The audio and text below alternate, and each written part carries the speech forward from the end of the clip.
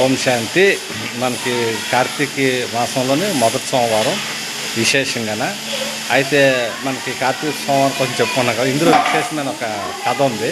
ఎందుకంటే మనకి స్త్రీమూర్తులు ఎవరైతే ఉన్నారో వీళ్ళంతా కథలు చదువుతూ ఉంటారు. అందులో నేను కూడా చాలా కథలు వింటూ ఉన్నాను.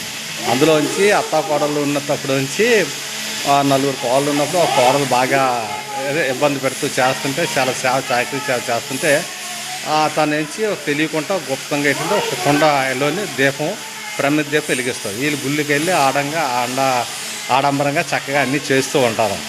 అయితే వీళ్ళు చివరిలోకి వచ్చేటప్పుడు ఏంటంటే వీళ్ళు జ్యోతులు వెలిగించారు, వాళ్ళు జ్యోతులు వెలిగించారు.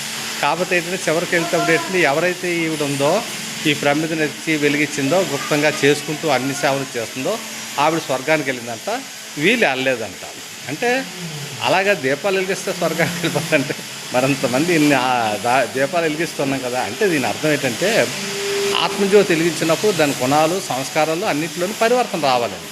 ఆ పరివర్తన తీసుకురావాలన్నమాట. ఆ పరివర్తన ఎప్పుడైతే మనలోకి వస్తుందో గుణాలన్నీ బాగానే వస్తాయన్నమాట.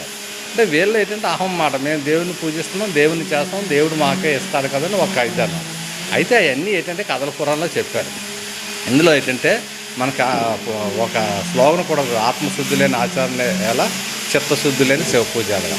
ఇది పరమాత్ముడు ఏం చెప్తుందంటే మొదటిని ఆత్మజ్యోతిని వెలిగించుకోవాలి. మొట్టమొదటి వెలిగించుకోవాలి ఆత్మజ్యోతి.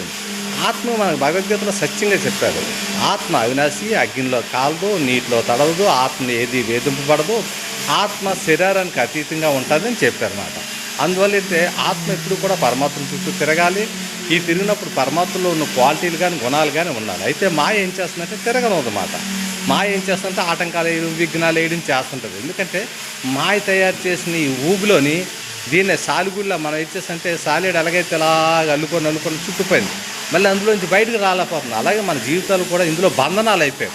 ఈ బంధనాల నుంచి బయటకు రాలేకపోతున్నాం. మరి అది రావాలంటే అలాగుంది. ఎవరో కర్ర ఎత్తుకొని, అంటే కర్ర అట్టుకొని దులిపినప్పుడు మళ్ళీ అది వస్తుంది. మళ్ళీ వచ్చినప్పటికీ కూడా దాని సంస్కారంతో మళ్ళీ ఏం చేస్తుందంటే మళ్ళీ చిక్కుపోతుంది. అలాగే మనము కూడా ఈ కర్మల్లో చిక్కడిపోతున్నాం. కర్మ చేస్తూ కూడా పరమాత్మను శుద్ధి చేయాలని చెప్తున్నారు. ఎంతైతే మనం పరమాత్మను శుద్ధిలో ఉంటామో ఆత్మ అంత పావంగా ఉంటుంది. మొదటి సోమవారం కనుక ఈశ్వరుడికి చాలా ఇష్టమైంది, చాలా ప్రీతమైన రోజు మాట. అంటే పరమశివుడు, శివపరమాత్ముడైనా అతన్ని చుట్టే మన ఆత్మ ఎప్పుడు ఎల్లవేళ స్మరించాలి. మరి వీళ్ళందరూ ఉన్నారంటే వీళ్ళు దేవతలే, నెంబర్ 1 కాదు. మనకి అడ్మిషన్లు ఎలాగుంటే పిఎం, మరి సీఎం, ఎంపీ, ఎమ్మెల్యే ఎలాగైతే నెంబర్ 1 ఉంటారో వాళ్ళ క్వాలిటీలు వాళ్ళు ఉంటారు అన్నమాట. కార్పొరేటర్లు వీళ్ళందరూ ఉంటారు కదా. అంటే ఎవరెవరు ఆ చుట్టుపక్కల ఉంటారో వాళ్ళతో కనెక్షన్ ఉంటుంది. అలాగే మన ఆది సనాతన దేవీ దేవతలతో కనెక్షన్ ఉంది. కాబట్టి అందరికీ మూలం ఎవరు